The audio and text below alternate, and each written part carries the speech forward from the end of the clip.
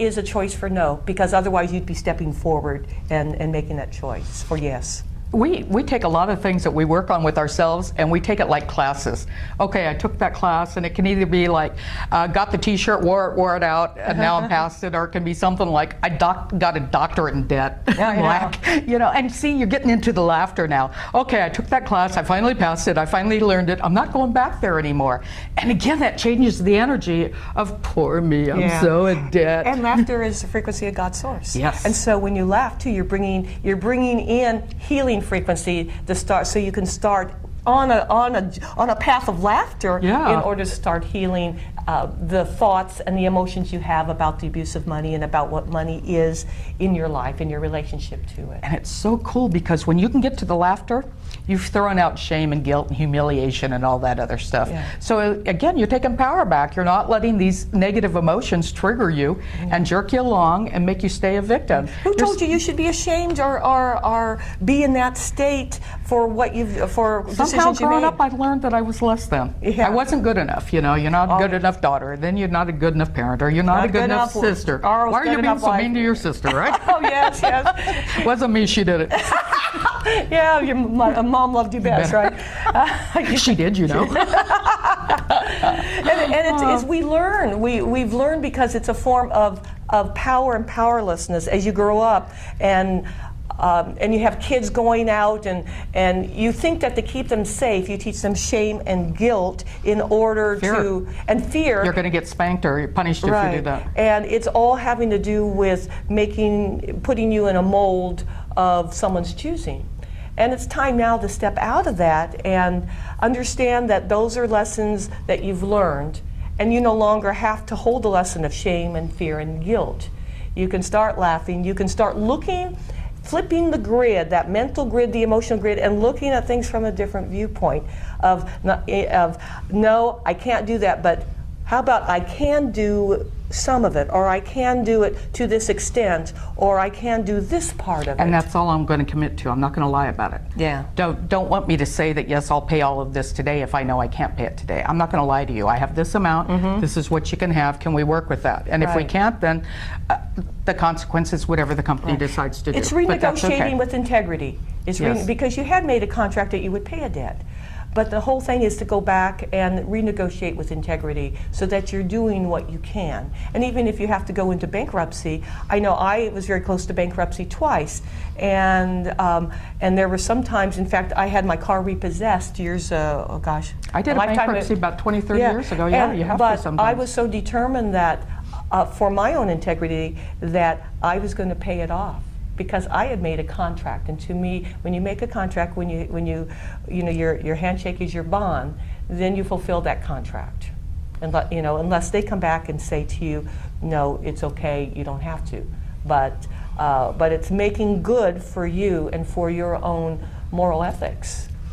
Let's go back while we're talking about that a little bit to the other side of when we're in debt and how we make ourselves a victim. Let's talk about the lenders, the government, the laws, that type of thing for a minute.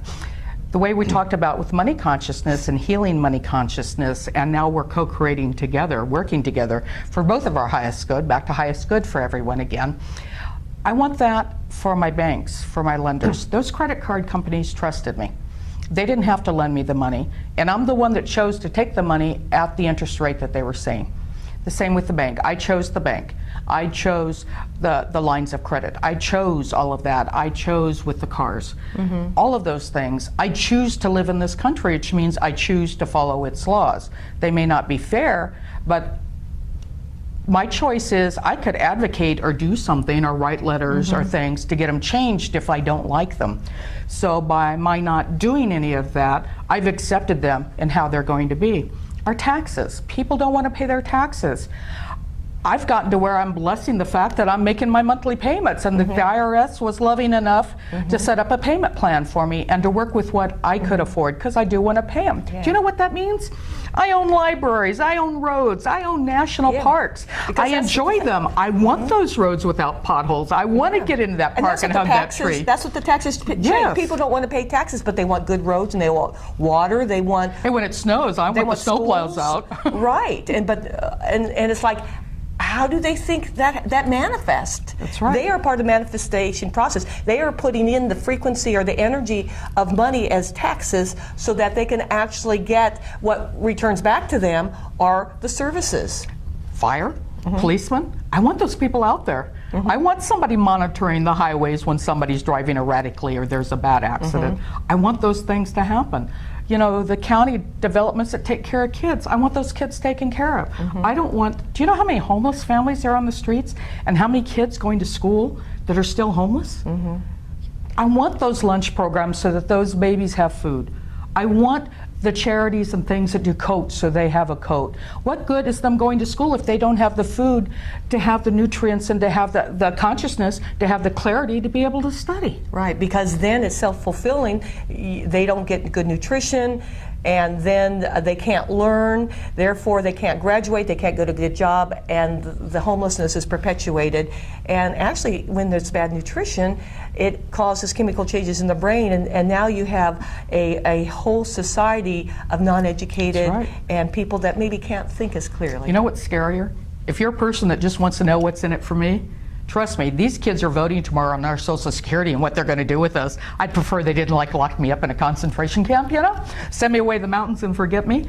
I want those kids to be able to make the choices and be able to vote and to be able to take care of things. And I don't want them so burnt out they don't have compassion or empathy or any love left, because I want them voting right for me when they get up. And in other parts of the world, the future is their children too. However their society is, however their government works, those kids are the ones that are going to be taking those positions. Just take care of those kids so they do it to the best of their ability and take care of their people. And it all comes back to consciousness and from the beginning, the And consciousness co-creation. and co-creation and how we utilize our resources and money. And love. And love. Care enough about yourself and the rest of the world to make a really conscious, informed choice. One that benefits everybody, a win-win for everybody. Win-win is good. And that we all have a good future. Thank you so much for allowing us to talk with you today.